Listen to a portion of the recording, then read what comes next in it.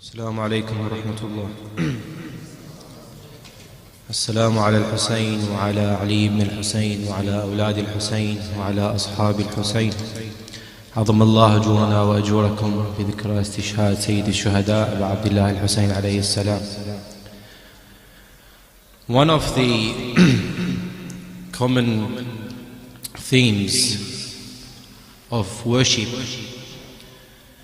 in the Shi'i world is the theme of Ziyarat al-Husayn alayhi salam, the theme of reciting the salutations and the ziyarah for Imam al-Husayn alayhi salam very often throughout the year.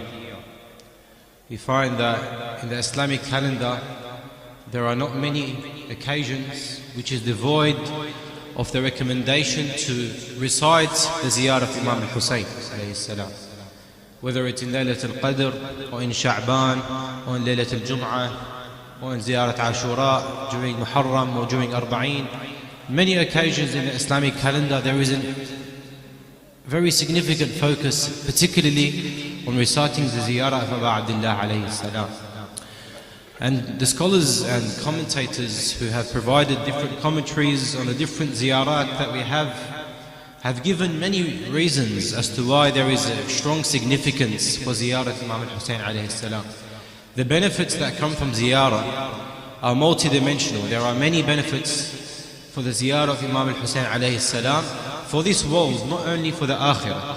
But I would like to mention just one benefit, inshallah, for the sake of time, that can be used as a reminder for us and inshallah something that we can take on in a practical way.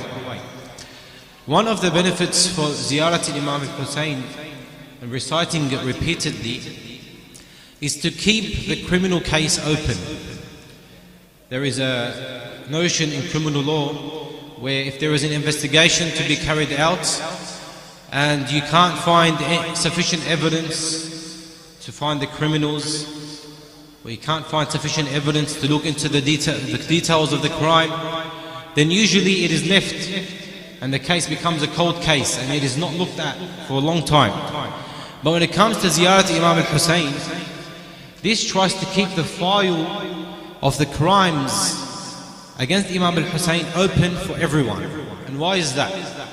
We can break down the criminals and those responsible for killing Imam al-Husayn into three categories. And that's what the ziyarah tells us. The first category of people responsible for killing Imam al-Husayn are those direct criminals, direct perpetrators, those who were in the battlefield and those who were part of the army of Yazid la'natullahi alayh. Those are the direct perpetrators, and the ziyarah is very clear when it says لَعَنَ اللَّهُ أُمَّةً قَتَلَتْكُمْ وَظَلَمَتْكُمْ وَلَعْنَ اللَّهُ الْمُمَهِدِينَ لَهُمْ مِنْ قِتَالِكُمْ. So the ziyarah is very clear that there are people who are directly involved in killing Imam al-Husayn. There are also people who have become pleased with the killing, and that's the next category of people.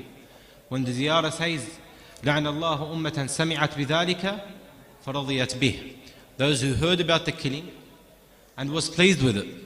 There is a third category of people, of those who established the oppression against Ahlul Bayt. When the ziyarah says لَعْنَ اللَّهُ أُمَّةً أَسَّسَتْ أَسَاسَ الظُّلْمِ وَالْجَوْرِ عَلَيْكُمْ. Now the first category and the third category have been left behind in history. The direct killers and those who established the oppression, those are some enemies of Ahlul Bayt that are part of the past. But the second category, those who have become pleased with the crime against Abu Abdullah alayhi salatu wassalam, those could still be amongst us today. Why is that? You don't have to only become pleased with your words, you can also be pleased with your actions. And this is why the ziyarah of Imam al-Husayn allows for the case to be open, so that we can assess the personalities of the enemies of Abu Abdullah. We don't only look at the personalities of the family of the Prophet, we also have to assess the personalities of the enemies to realize, can we be amongst those who oppose the Imam of our time? Because what happened to Abu Abdullah alayhi salam, Imam al-Mahdi also faced oppression, and he will also face an army and also face enemies. We have to check ourselves And notice what the ziyarat mention of the qualities of the enemies of Abdullah alayhi salam. For example, if you look at the character of Umar ibn Sa'd, the commander of the army against Imam al-Hussein alayhi salam, if we assess his personality, was Umar ibn Sa'd a religious person? Zahiran, outwardly, he was portraying religiosity. He prayed when it was time for Salah during the battlefield. He was reciting poetry. He was saying things that made him seem like a religious person.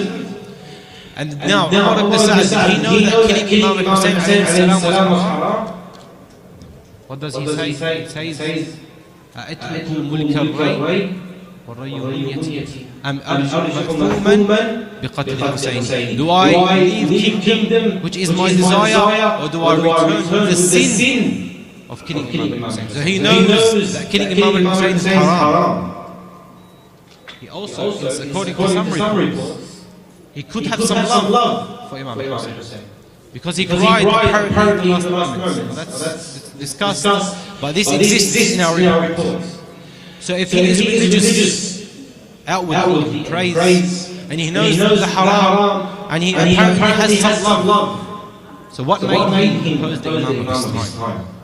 It is love for his dunya, and it is religiosity that only affects his life as long as religion does not clash with his personal interests. And this is what Imam al-Hussein said. When he describes this type of people, he says, الناس عبيد الدنيا والدين لعب على ألسنتهم. He says that people are slaves and servants of this world, and religion is nothing but something that they utter with their mouths, with their tongues. But when he says, when trials affect them, وَإِذَا أُحْصِنُوا فِي الْبَلَاءِ قَلَّ الدَّيَانُ. Suddenly the religious people have reduced. There seems to be no one that's religious. When Allah subhanahu wa ta'ala calls and puts you in a situation where your own interests are at stake. When religion is clashing with the things you care about. That's what we have to do. This is why the ziyarat are very important. Because it keeps the case open for us to reflect on our character. Where do we stand? Are we only religious within the confines of the mosque and acts of worship and the majalis? Or do we allow religion to influence every part of our life? Even those parts where we find that we have a material interest in a particular situation. For example, the matters of inheritance, matters of family, matters of divorce, matters of social relations. These things is what we struggle with. And that's what we have to realize, that we will face the situation. If we witness the reappearance of our Imam, we could be amongst those who either support him or stand against him. May Allah subhanahu wa ta'ala allow us to be from those who support the grandson of Imam al-Hussein and ask for his vengeance, inshaAllah. Sallallahu ala khayri khalqi ajma'in, Muhammadin wa alihi wa tayyibin at-tahirin.